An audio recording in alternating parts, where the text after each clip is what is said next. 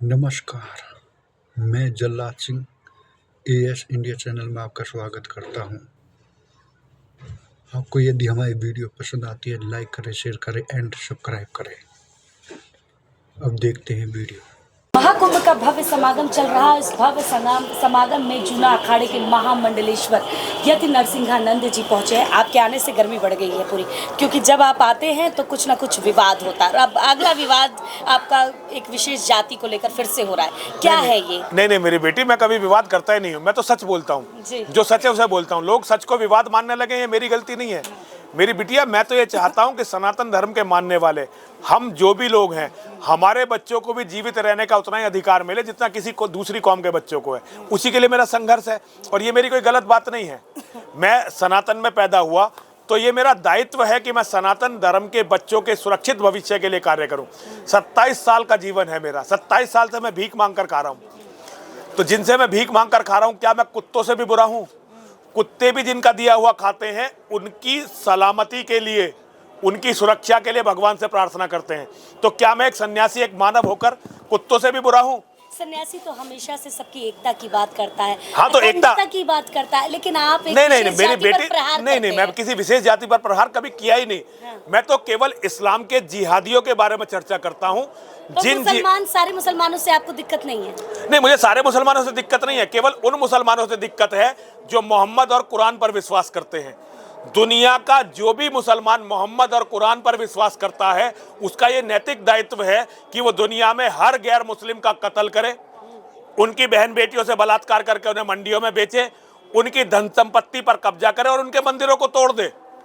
आप एक बात गौर करिए, दुनिया की हर बड़ी मस्जिद किसी ना किसी दूसरे धर्म के पूजा स्थलों को तोड़कर बनाई है।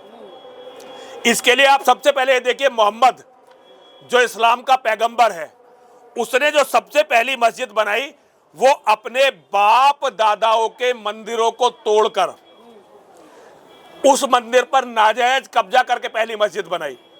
वो ये भी कर सकता था कि अपने बाप दादों के मंदिर को छोड़ देता, क्योंकि अरब में कोई जगह की कमी नहीं थी। लेकिन इस्लाम की पहली ही जो मस्जिद बनी है, वो मोहम्मद के बाप दादाओं के मंदिर को तोड़कर बनी है। हमारे साधु संतों के बारे में कहा जाता है कि हम क्षमा करते हैं, कोई भी अगर कुछ जैसे ऋषि दुर्वासा, हाँ। जैसे भगवान परशुराम, हाँ। जैसे योगेश्वर श्री कृष्ण, इनके रास्तों पर, जैसे भगवान श्री राम, बजरंगबली, हनुमान। क्षमा संतों को करना, क्षमा छोटों को करना, ये हमारा कर्तव्य है। लेकिन दुष्ट शक्तियों के सामने अड़कर खड़ा होना और उनको उनके परिणाम तक लेकर जाना, ये हमारा नैतिक दायित्व है। आप अपने नाम को परिपूर्ण कर रहे हैं, नरसंहार कर रहे हैं सबका। नहीं, नरसंहार नहीं कर रहा हूं मैं। नहीं मेरी बेटी, नरसंहार की तरफ मेरा ध्यान नहीं है। लेकिन मैं इस्लाम के जिहाद को वैचारिक चुनौती दे रहा हूं।